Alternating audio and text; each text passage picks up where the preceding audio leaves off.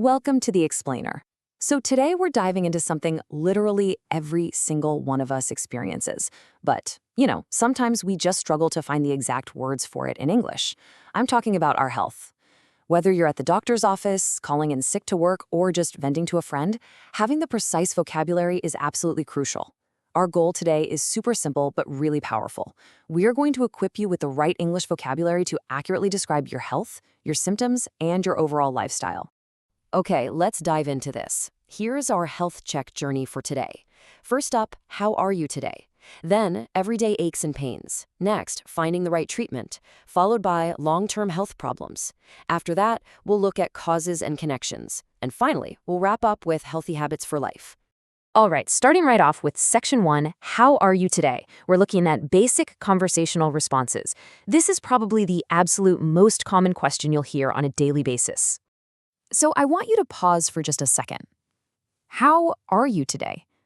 Like seriously, I want you to mentally answer this question right now. What words naturally pop into your head in English? Do you just default to saying fine? Or can you be a bit more specific? Usually, your honest answer is going to fall into one of two camps. If you're feeling great, your response should be energetic, positive, right? Like, I'm very well, thanks. It's upbeat, it's polite, and it's crystal clear. But what if you aren't feeling great? Notice the shift in reality here. I don't feel very well, I must go home and rest. You can almost hear the sluggishness, that desperate need to just step away. It is so important to have this negative response in your toolkit so you can clearly communicate when you need a break. You're setting a boundary and explaining your health in one simple phrase. Now, sometimes a situation is a bit more urgent than just needing a nap. Imagine someone says, "That fish was bad. I think I'm going to be sick."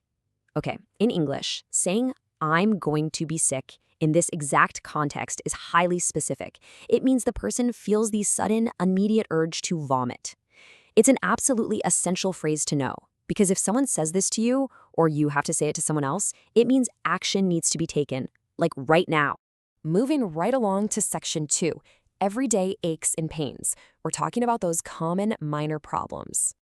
And this brilliantly illustrates exactly what we're talking about.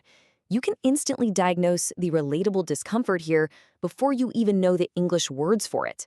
I mean, we've all made that familiar face, right? Holding the side of our jaw, wincing in pain. Well, the exact vocabulary for this specific pain is a toothache. Literally, pain in a tooth. In everyday conversation, you'd pair the symptom with the solution. So you'd say, "I've got toothache. I need to go to the dentist." Notice how it immediately highlights the action required? It's just like if you said, "I've got a headache," you might follow it right up with, "Have you got an aspirin?" Okay, Section 3, Finding the right treatment. Let's see how we match these symptoms to their cures. Let's actually pair up some of this vocabulary. I'll read the illness, and I want you to guess the correct English treatment phrase. Ready? First, a headache. The best response? Take an aspirin. Next up, like we just saw, toothache. For this, you go to the dentist. Now, what if you have a cold? The classic comforting treatment is to go to bed with a hot drink. And finally, a heart attack. Obviously, this is a major emergency, so the crucial phrase here is go to hospital. Notice the structural pattern we're using, matching the noun of the illness with the actionable verb of the treatment. All right, shifting gears to Section 4, long-term health problems. These are the issues that can last for years. Take a look at this. It perfectly captures the environmental triggers of a really common condition.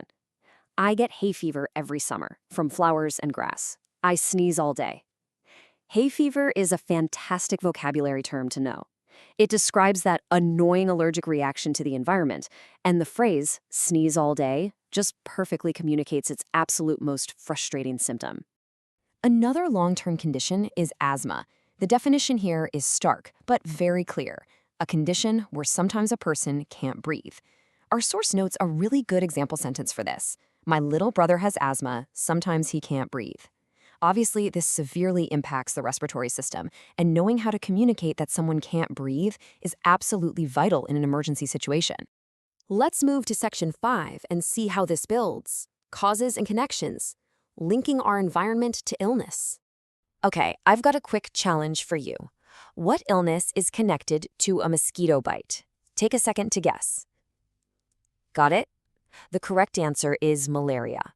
Honestly, it's amazing and kind of frightening how a single bite from a tiny insect is directly linked to such a massive global health illness. And there are definitely other serious correlations mapped out here. Let's trace them. Bad drinking water is directly connected to cholera. Environmental factors, like pollution and traffic fumes, well, those are strongly linked to respiratory issues like asthma. And then personal lifestyle choices, things like smoking, unhealthy diet, no exercise, those are major causes of cancer or heart attacks. What this clearly shows us is how our physical surroundings and our daily choices heavily dictate our medical outcomes. Which brings us to our final section, Section 6, Healthy Habits for Life, focusing on prevention and well-being.